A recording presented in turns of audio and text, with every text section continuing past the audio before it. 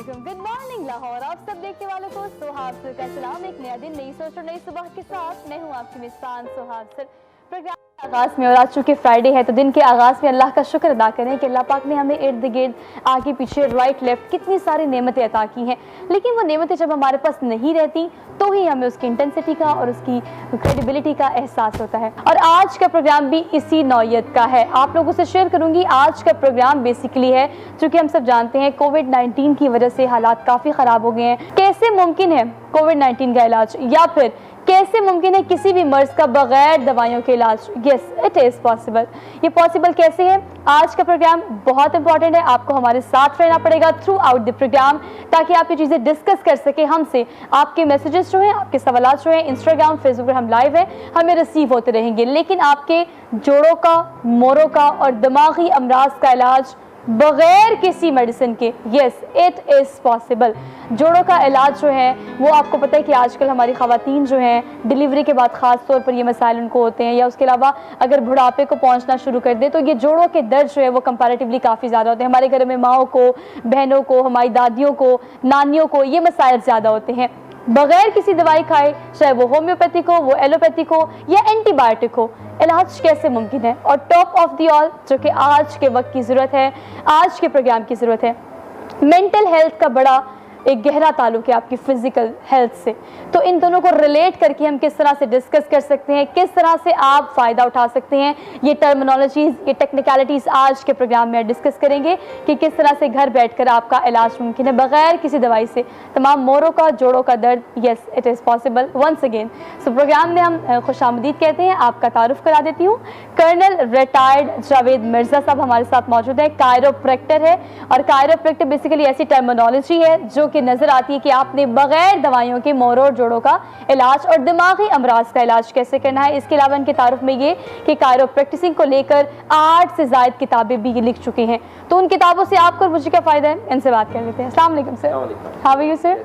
Sir very good morning, thank you so much for being here.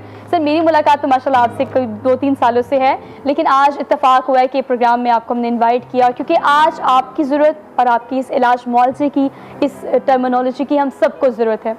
ये बताइएगा कि अब इन तमाम तर सूरत हाल में हम किस तरह से देख सकते हैं चीज़ों को। आज अगर आज करंट सिचुएशन की बात की जाए तो ये सवाल सबसे बड़ा है कि हमारे पास कोई वैक्सीनेशन मौजूद नहीं है। ये सवाल सबसे बड़ा है कि हमारे पास कोई दवाई मौजूद नहीं है। और ये सवाल भी सबसे बड़ा है कि घर में रहकर, चूँकि हमें कहा गया है कि stay at home, you need to stay at home, तो आपको घर में रहकर इन चीज़ों से किस तरह से बचना है, घर में रहकर आप किस तरह से इलाज मुआवजा कर सकते हैं। और जो आज का प्रोग्राम है बेसिकली वो बेस्ड करता है सिर्फ़ और सिर्फ इस चीज़ पे कि चूँकि हम पता है कि उम्र का तकाजा होता है, जब आप ग्रेजुअली आगे बढ़ते हैं, जवान होते हैं, उसके बाद आपकी शादी होती है, बुढ़ापे की तरफ आप बढ़ना शुरू होते हैं, तो ये प्रॉब्लम्स जो आपकी फिजिकल फिटनेस के साथ होती है, जो हड्डियों के साथ होती है, ये नेचुरल है। तो फिर इसका इलाज भी नेचुरल तरीके से क्यों ना किया जाए? तो बेसिकली ये क्वेश्चन मार्क जो है आज हम फिल करेंगे।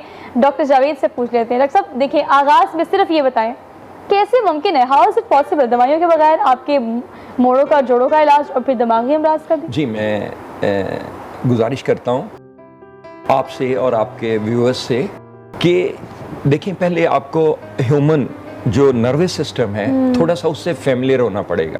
और उससे पहले मैं ये बता दूं कि इलाज यूरोप, अमेरिका वगैरह में कॉमन है, वहाँ दवाइयाँ अभी बहुत कम दी जाती हैं।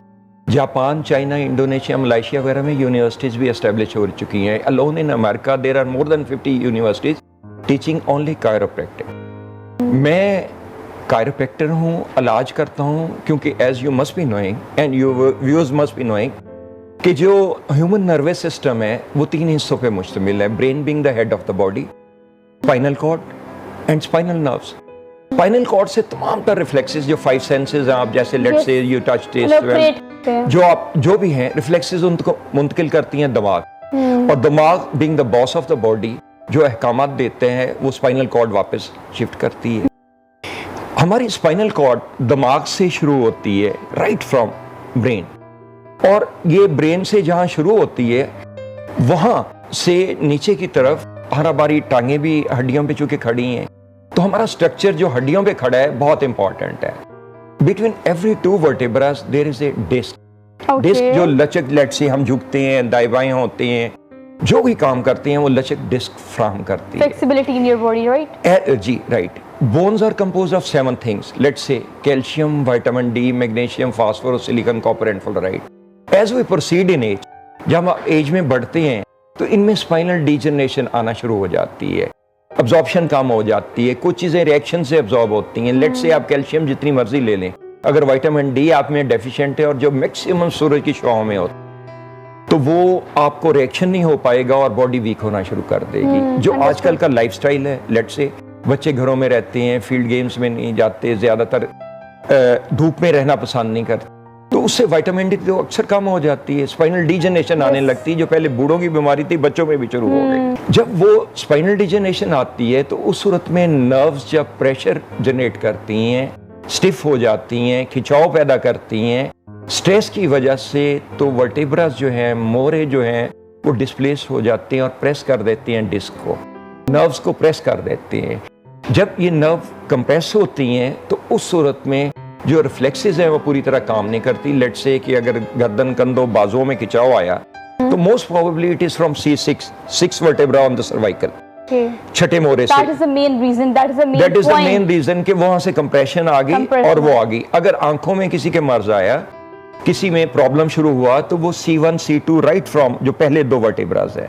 अगर किसी की टांगों में, लोअर बैक में प्रॉब्लम शुरू हुआ तो that is from L4 and L5। Doctor साहब देखिए, ये तो टर्मिनोलॉजीज हैं, टेक्निकलिटीज जो आप डिस्कस कर रहे हैं वो डिस्क्राइब करनी भी है। लेकिन फॉर एग्जांपल आप जिस डिस्क की बात कर रहे हैं, जिस पॉइंट की बात कर रहे हैं, आप बगैर दवाई के उसका इलाज वहां बिठाकर कैसे मुमकिन किया जाए? जी वही मैं गुजारिश करने लगा था कि उनमें जब सबलक्सेशन आ जाती है, डिस्क बल्ज आ जाती है, कंप्रेशन आ जाती नर्व में, तो उस सूरत में हमारा जो इलाज है, जो कायरोप्रैक्टर स्कूल ऑफ थॉट है, और जो मैंने बताया कि alone in America there are more than 50 universities teaching the same, तो उसमें दे बिलीव इन के रूट कॉज दूर करें। रूट कॉज जहां से सबलक्सेशन आई, जहां से डिस्प्लेसमेंट आई, जहां से डिस्क बल्ज आई, जहां से कंप्रेशन आई, उस जगह को दुरुस्त कर दें तो रिमेनिंग रिफ्लेक्सेस ठीक होने से, ब्लड फ्लो ठीक होने से सारा कुछ ठीक हो जाएगा, क्योंकि body has the capability to cure itself.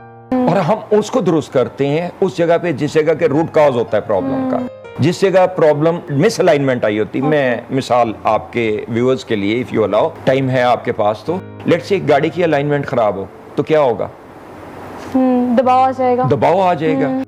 और यही प्रॉब्लम हमारी अपने जिस्म में होता है कि हमारी ह्यूमन बॉडी सारा दिन काम करती है, काम काज करती है, भाग दौड़ करती है, आप खेलते हैं, काम काज करते हैं, एक जगह से दूसरी जगह जाते हैं, ट्रेवल करते हैं, तो हल्के हल्के झटके या स्ट्रेस आती है ना, बिल्कुल आती है। जब वो आती है तो अगर स्पाइनल डिजनरेशन हो चुकी है, वीकनेस आ चुकी है, तो उसमें फिर ये प्रॉब्लम आएगा ना। और जब वो प्रॉब्लम आता है तो या आप पेन किलर ले सकते हैं, या आप ऑपरेशन करा सकते हैं। कायरोप्रैक्टर के पास अगर आते हैं तो हम ओरिजिन को, उस रूट कॉज को, हम उसको डिस्प्लेसमेंट जो होती है, अलाइनमेंट उसकी कर देते हैं, जिससे वो प्रॉब्लम दूर हो जाती है।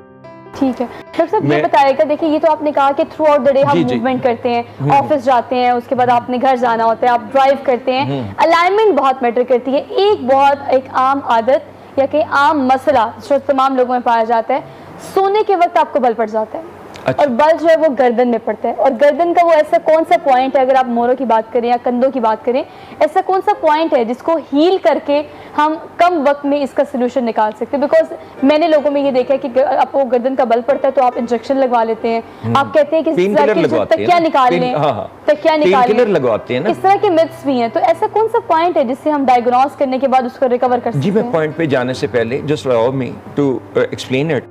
सर्वाइकल जो हमारी गर्दन है, गर्दन के 7 मोरे हैं बेसिकली, एंड बीट और दिमाग से शुरू होते हैं, और ये जहां से उभार आता है इस जगह पे, उस जगह पे खत्म होते हैं 7 vertebra, and between every 2 vertebra there is a disc. हर एक का मुख्तलिफ फंक्शन है। लेट्स से C1, C2 से आपके चेहरे, दिमाग और आंखों वगैरह, कानों को रिफ्लेक्सेस हो जाती हैं। C6 से गर्दन, कंधों, आपने कॉलर लगे लोगों को देखा होगा उस जगह पे।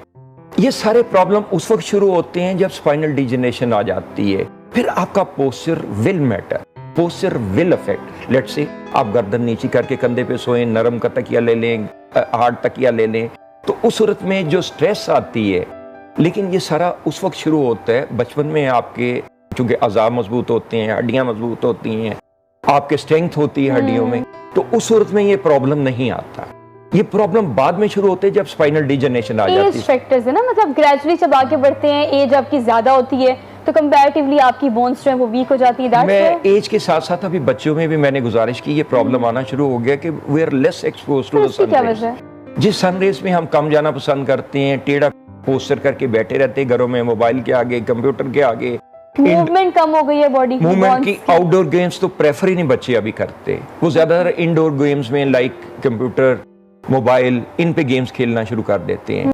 और जब सनरेज को एक्सपोज नहीं होगे, विटामिन डी मैक्सिमम सनरेज में होती है, अल्ट्रा वायलेट रेस में, और जब वो अल्ट्रा वायलेट रेस नहीं मिलती, कैल्शियम भी एब्जॉर्ब नहीं होती, वीकनेस आ जाती है। जब वो पोस्ट से टेढ़ा करके बैठते हैं, लेट से टेढ़े मेढ़े होके आप बैठेंगे या लेटेंगे और मोबाइल इस्तेमाल करेंगे या सर झुका के कंप्यूटर इस्तेमाल करेंगे, तो उस सूरत में सबलक्सेशन आ जाती है, अलाइनमेंट सफर करती है, कंप्रेशन आ जाती है नर्व्स में, जिससे कि रिफ्लेक्सेस मुतासर होती हैं और अल्टीमेटली पेन्स आना शुरू हो जाती है। ठीक है डॉक्टर साहब, ये बताएगा कि आप पेन्स को डिस्क्राइब कर रहे हैं, लेकिन अगर आपके पेशेंट हिस्ट्री की बात की जाए तो ऐसे कौन से पेशेंट्स हैं जिनका इलाज आपने किया है, किस तरह से किया है, कितना टाइम लगा है, और किस किस नौयत के केसेस आपने अब तक रिकवर किए? देखिए, मैं तमाम बॉडी पेन्स का भी इलाज करता हूँ और दिमागी अमराज, लेट से मैं NLP चूँकि एक्सपर्ट हूँ, सिल्वा मेथड हूँ, उसमें हिप्नोटिस्ट हूँ, तो मैं दिमागी अमराज का भी इलाज करता हूँ। पहले मैं कायरोप्रैक्टर पे आ जाता हूँ जो जिस्मानी अमराज है। जिस्मानी अमराज में तमाम,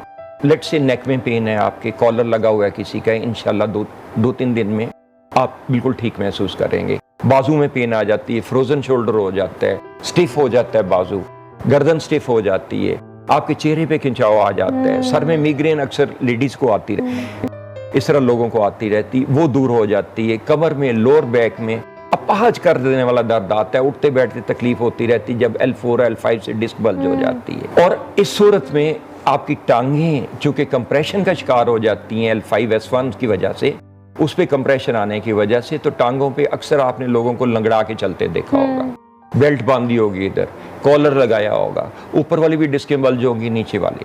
तो मैं शटिका का भी इलाज करता हूँ, लोअर बैक का भी इलाज करता हूँ, नेक पेन का भी इलाज करता हूँ, मिग्रेन का भी इलाज करता हूँ, तमाम जिस्मानी मर्जी जो आपने मिग्रेन का जिक्र किया तो साथ ही एक सवाल जो है वो, बहुत सारे लोगों को ये मसला बहुत ज़्यादा है। फॉर एग्जांपल अगर मैं अपनी फील्ड की बात करूं तो इंडस्ट्री में कहा जाता है कि ये लाइट्स जो हैं, या आप जब स्टूडियो में होते हैं, ख़ास तौर पर जब आप काम करना शुरू करें, तो मिग्रेन एक ऐसी चीज़ है जो कि कंपैरेटिवली आजकल लोगों में ज़्यादा पाई जाती है।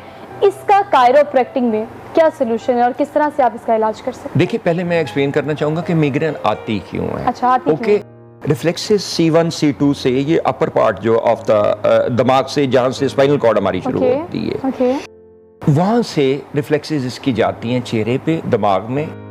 जब उसमें थोड़ी सी कंप्रेशन आती है तो ऑक्सीजन कम जाना दिमाग को शुरू हो जाती है।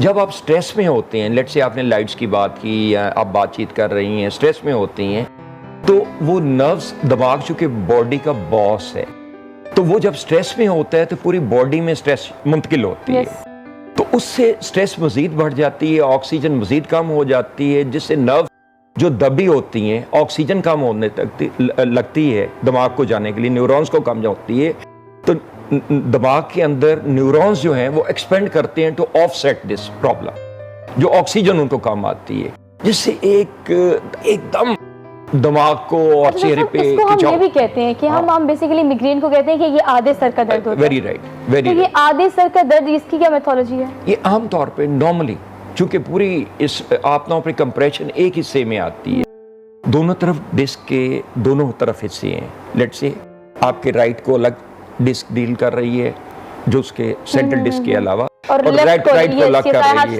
है। जिस तरफ आमतौर पे सबलक्सेशन आ जाएगी, उस हिस्से को ज्यादा मुतासर करेगी।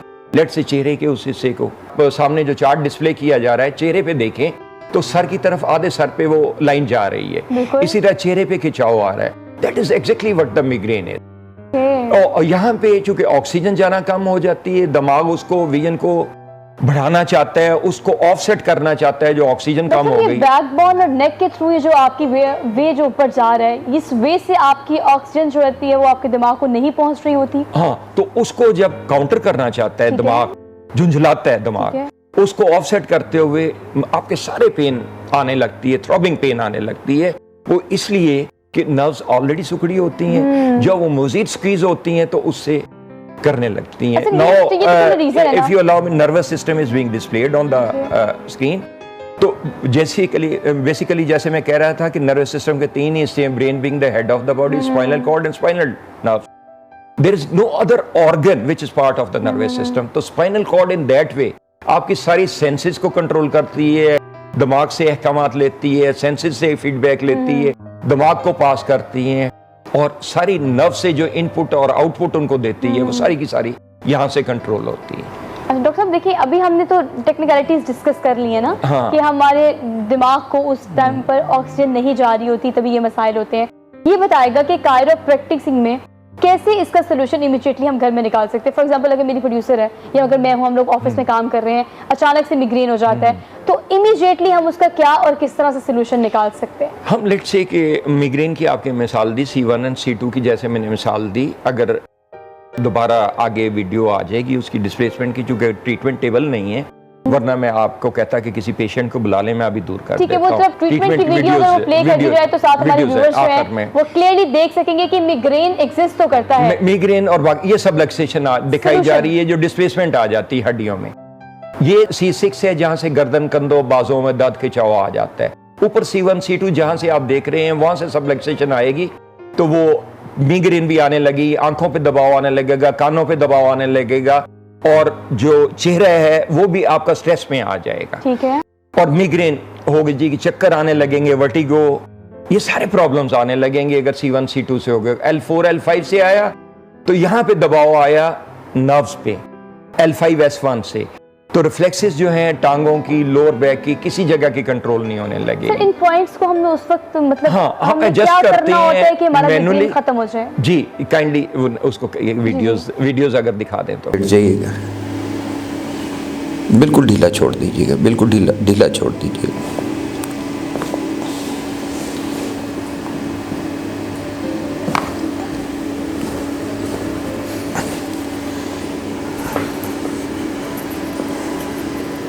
जिस्म ढीला छोड़िए, गहरा सांस लें, गहरा सांस लें, बाहर निकालें। ये टांग लंबी कीजिए, इसको दोहरा कीजिए, बाजू इकट्ठे कीजिए, गहरा सांस लें, बाहर निकालें, गहरा सांस लें, बाहर निकालें, गहरा सांस लें, बाहर निकालें। चलें।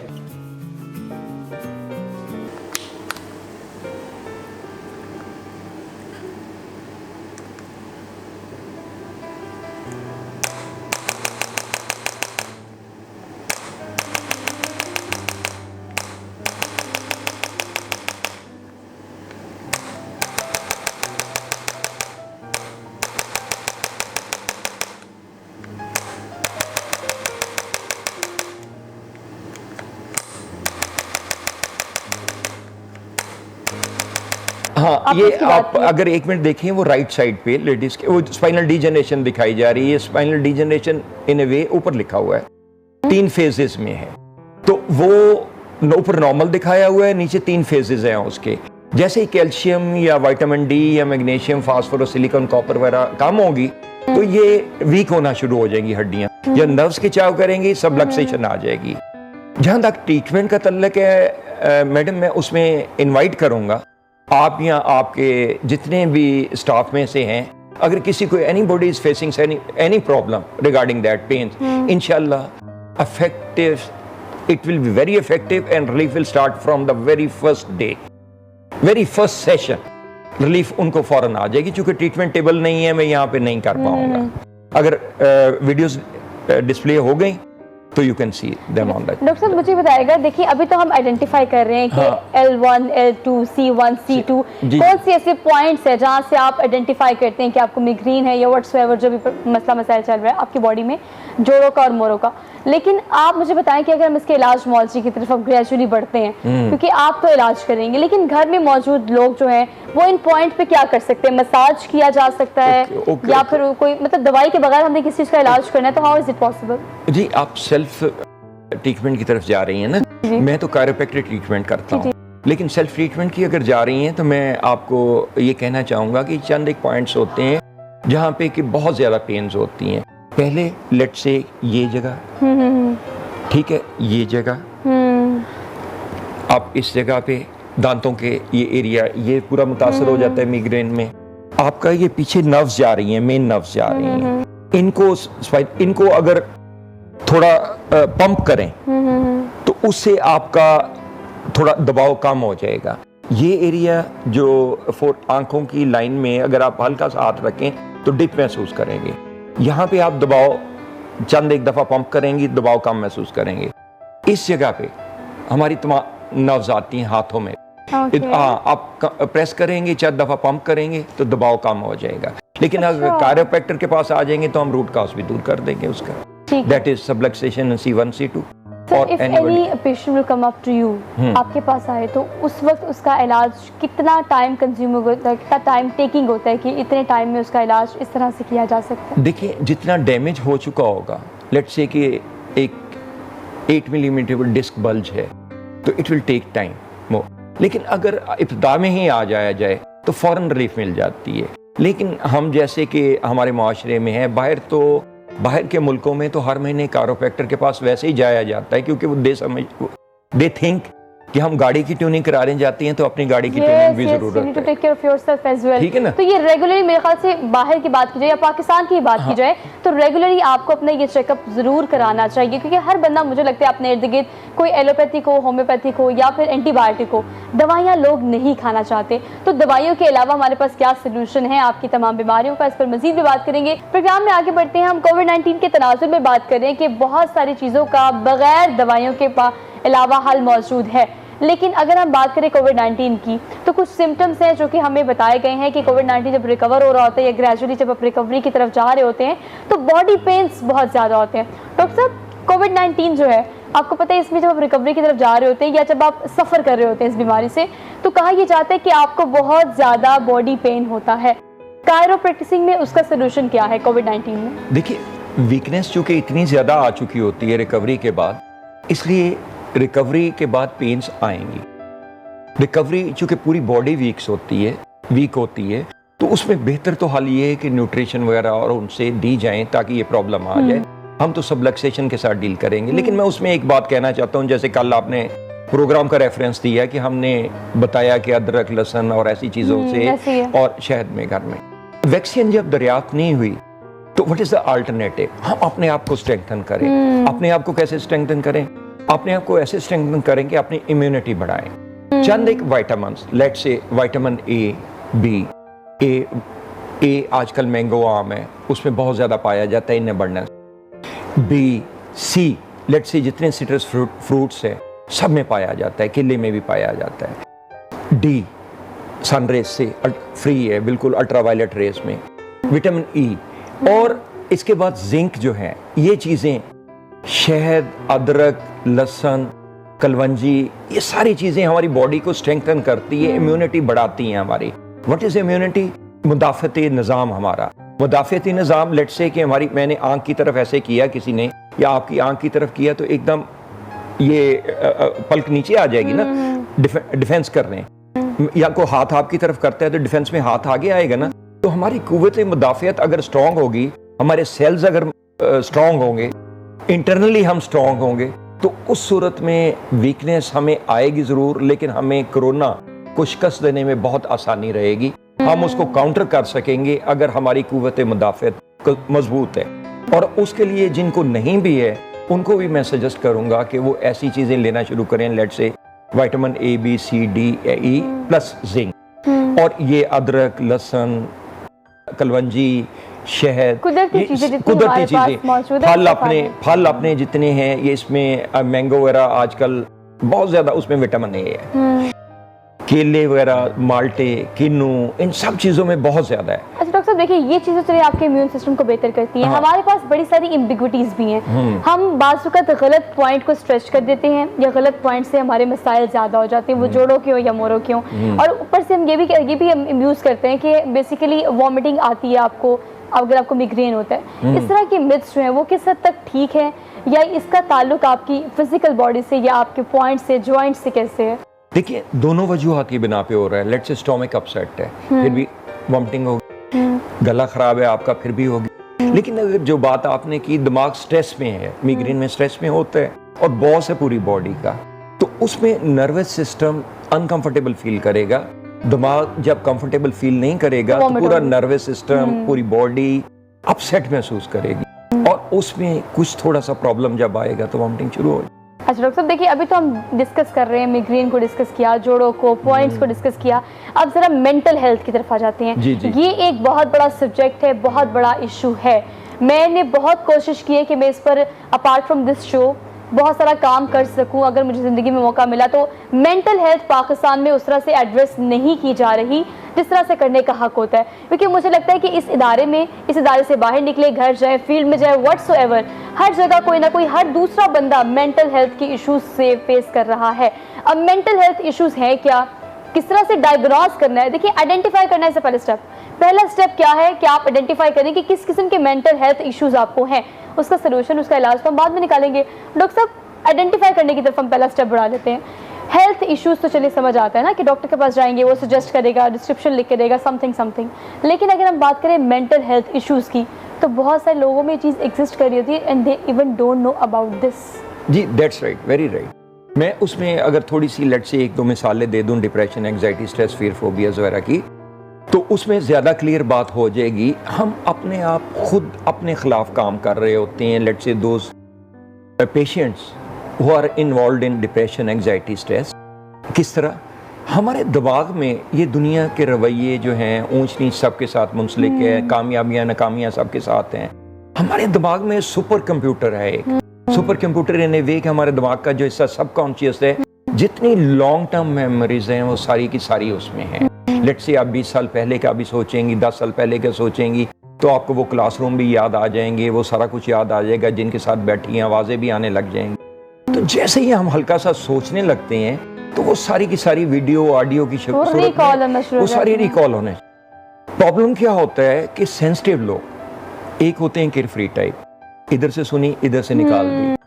प्रॉब्लम उन लोगों के साथ ज्यादा होता है जो सेंसिटिव होते हैं, वो हर वक्त उन याददाश्तों को रिकॉल करते रहते हैं जो नेगेटिव होती हैं। अच्छा देखिए, ये बहुत बड़ा पॉइंट है। कुछ लोग होते हैं जो ओवरकम नहीं कर सकते, कुछ लोग होते हैं जो उसमें मुसलसल इंडल्ज रहते हैं।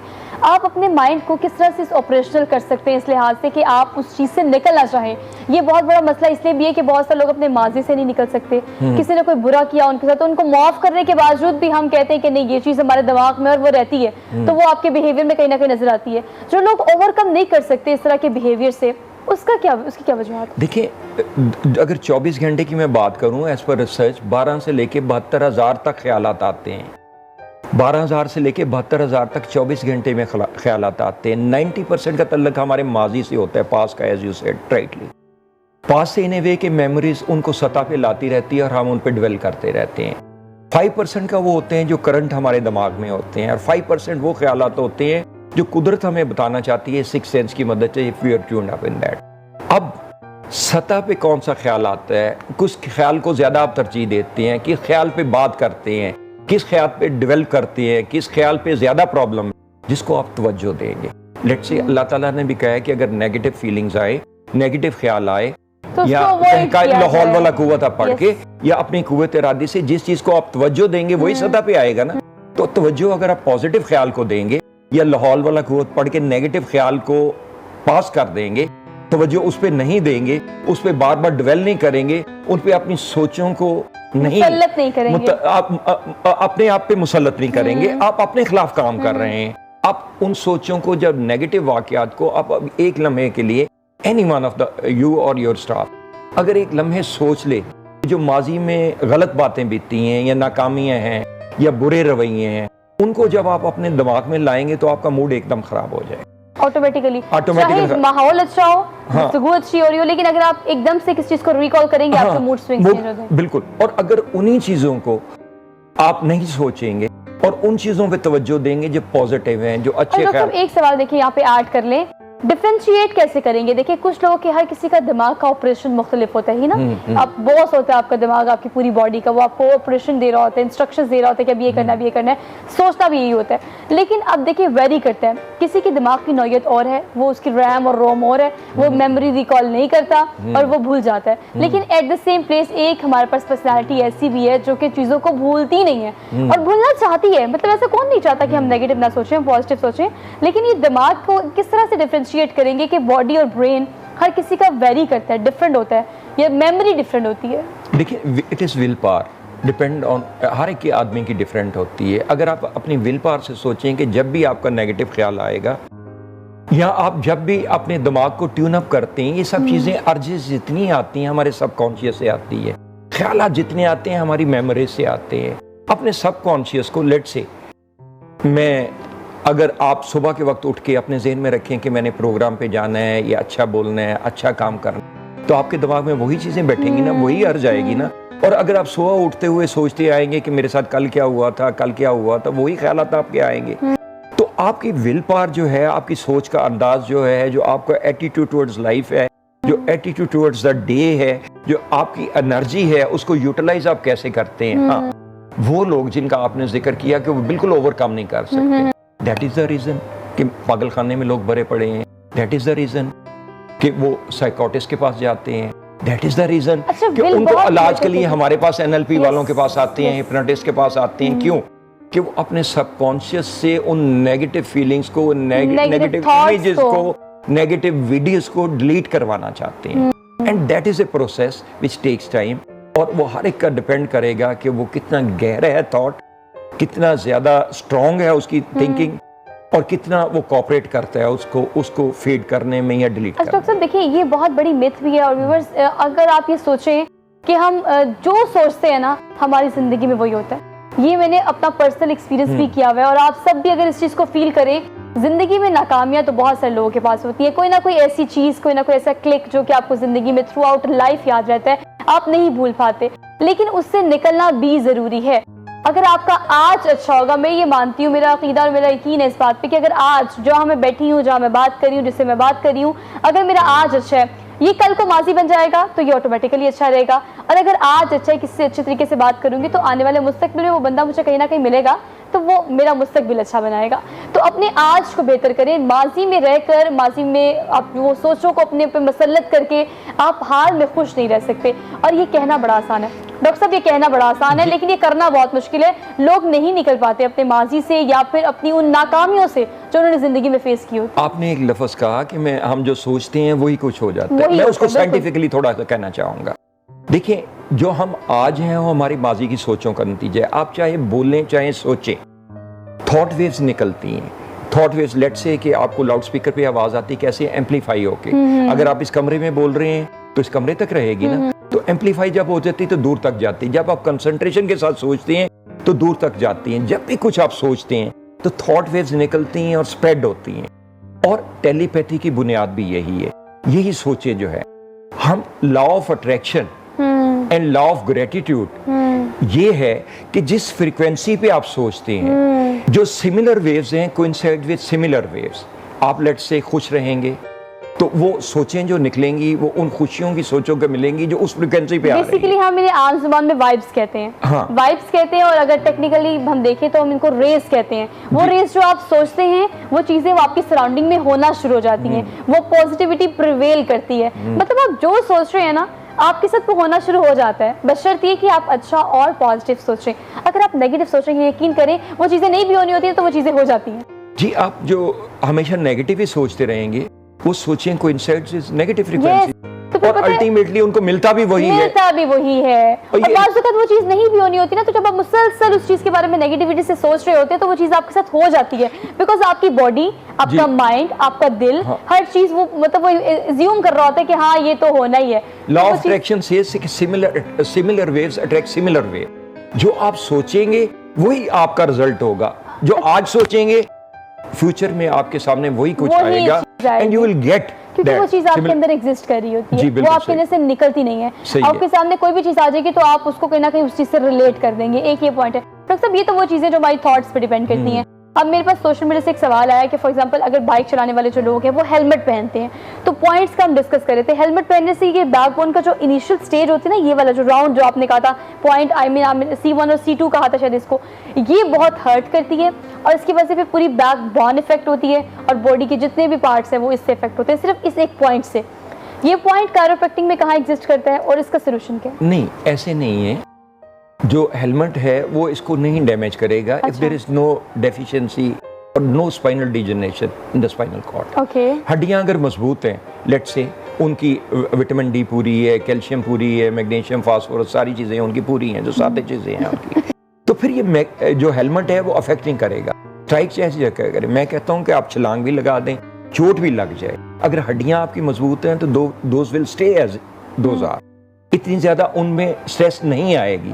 और हेलमेट तो इतनी स्ट्रॉन्ग चीज़ नहीं है कि वो लगातार मोटरसाइकिल पे लेकिन चलते अगर किसी को ऐसा मसला एग्जिस्ट करे, बिकॉज सोशल मीडिया से जो क्वेश्चन मुझे आया कि वो हेलमेट पहनने से सिर्फ ये पॉइंट है ना, साइकोलॉजिकली एंड सेकेंडली वो अपनी विटामिन डी और कैल्शियम चेक करा लें। वो वीक होंगी, हड्डियां उनकी वीक होंगी, डेफिशिएंसी एग्जिस्ट करती है। एंड सेकेंडली साइकोलॉजिकली, क्योंकि वो फील ऐसा करते हैं तो वही चीज़ हो जाती है जो दिमाग फील करता है, वो बॉडी में शिफ्ट होना शुरू हो जाती है। लेट्स से आप हल्का सा महसूस करेंगे कि मेरे पाँव में दर्द हो रही है, तो थोड़ी देर बाद आप महसूस करने लगेंगे कि पाँव अनकंफर्टेबल है। यही चीज़ें जो सोचों में बसती हैं वही चीज़ें शिफ्ट हो जाती हैं। 2, अगर उनके डेफिशिएंसी नहीं है, और अगर डेफिशिएंसी है तो you should get is vitamin D and calcium और अदर जो उसके इज्जा है। अच्छा, डेफिशिएंसी को पूरा करने के लिए डॉक्टर साहब आप कैसे कंक्लूड करेंगे? तमाम देखने वालों को हमने आगाज में कहा कि बगैर दवाइयों के इलाज मुमकिन है, तो घर में रह के इस डेफिशिएंसी को कैसे पूरा किया जा सकता है? और अगर बैकबोन की बात की जाए या आपके तमाम पार्ट्स की या तमाम आप बेसिक पॉइंट्स, मेन पॉइंट्स की बात करें, तो किस तरह से बेहतरीन तर रखा जा सकता है अपनी बॉडी को बगैर दवाइयों के? जी, उसमें चंद एक चीज़ें हैं। लेट्स से एक तो अपनी न्यूट्रिशन पूरी रखें। एक नॉर्मल काम काज करने वाले को 1500 से 1800 कैलोरीज की ज़रूरत है। बहुत भाग दौड़ करने वाले को 3000 कैलोरीज की। अपनी कैलोरीज पूरी रखें, न्यूट्रिशन पूरी रखें। नंबर 2, एक्सरसाइज करें। एक्सरसाइज जब बॉडी मूवमेंट करेगी तो कोई सबलक्सेशन नहीं आएगी, कोई प्रॉब्लम नहीं आएगी, कोई पेन्स नहीं आएगी, आप फिट रहेंगे। 3, आपने नींद पूरी रखें। 6 to 8 आवर्स नींद मस्ट है, इन ए वे कि आप अगर नहीं सोएंगे तो आप जब रात को सोते हैं, जो दिन के कामकाज किए होते हैं, जो सेल्स को डैमेज हो जाता है, रात के वक्त रिपेयर होते हैं। इवन कुरान मजीद में अल्लाह ताला ने इरशाद फरमाया है कि हम हर रोज इंसान को नई जिंदगी अता करते हैं। कैसे? आपका दिल एक 24 घंटे में 1,03,680 दफा धड़कता है। If you just multiply 72 times a minute, उसको मल्टीप्लाई करें 60 के साथ, फिर 24 के साथ मल्टीप्लाई करें तो you will get the figure 1,03,680 दफा रोजाना धड़कता है। उसकी बैटरी कब चार्ज होती है? जब आप सोते हैं, जब आप नींद में जाते हैं। सब कॉन्शियस आपके रूह के रास्ते कनेक्ट कर देता है और उसकी सारे जितने सेल्स हैं वो सारे रिपेयर होते हैं, बैटरी चार्ज होती है। तो 3rd point I was giving कि आपने आपको कैसे फिट रखना है, इन चीज़ों से कैसे बचना है, is enough sleep. 1, nutrition, 2, exercise, 3rd, enough sleep, और 4th जो है वो अपने जिस्म को ज़हनी पॉजिटिव रखें, पॉजिटिविटी दें, जो आप अभी बात कर रहे थे कि आप नेगेटिव चीज़ों पे डेवलप करने के बजाय अपनी जो स्ट्रेंथ है, जो एनर्जी है, उसको वेस्ट करने के बजाय, माजी की चीज़ों पे सोचने के बजाय, उन नेगेटिव वाक़यात पे सोचने के बजाय आप पॉजिटिव सोचिए, उनको डायरेक्शन दें उन चीज़ों की तरफ जो आप अचीव करना चाहते हैं। और ये चीज़ें वो है जिस पर हमेशा थ्रू आउट द लाइफ आपकी एम्फसाइज किया जाता है कि आप ये सब कुछ करें। डॉक्टर साहब, बहुत प्रोडक्टिव डिस्कशन रही। Thank you so much for your मतलब आपने इतनी अच्छी बातें बताई हैं। लेकिन इन पॉइंट्स में मुझे लगता है कि कुछ दिन पहले मैंने एक प्रोग्राम किया और उसका मैंने बेसिक थ्रो रखा हुआ था, let's go back to the basic. शुरू से बताया जाता है एक्सरसाइज करें, नींद पूरी करें, लेकिन रात की नींद लें। इसके अलावा अच्छा खाना खाएं। इन डेफिशिएंसी को पूरा करने के लिए जो विटामिन लेने हैं अपने कुदरती चीज़ों से वो लें। ये वो मिथ्स है जो कि शुरू से बताई जाती हैं, लेकिन इनसे इस हद तक हम दूर हो गए हैं, तभी ये कोविड-19, ये मसले मसाइल, जोड़ों के, मोरों के, ये तमाम मसाइल एग्जिस्ट कर रहे हैं और हम इससे सफ़र कर रहे हैं। तो मेरे ख्याल से दोबारा से हमें रिकॉल करना पड़ेगा कि वो तमाम चीज़ें जो हमें बताई जाती है बचपन से लेकर अब तक, कि आप इस तरह से अपनी रूटीन रखें, टाइम से सोएं, टाइम से उठें, अपना बहुत सारा ख्याल रखें, वो चीज़ें दोबारा से अपनी ज़िंदगी में इम्प्लीमेंट करने की अशद ज़रूरत है। आज के प्रोग्राम से अपनी मेज़बान सोहा अफजल को दीजिए इजाज़त। इंशाल्लाह अब आपसे मुलाकात होगी मंडे को। टिल मंडे अपना बहुत सारा ख्याल रखिएगा, प्रिकॉशन ज़रूर कीजिएगा। अल्लाह हाफ़िज़।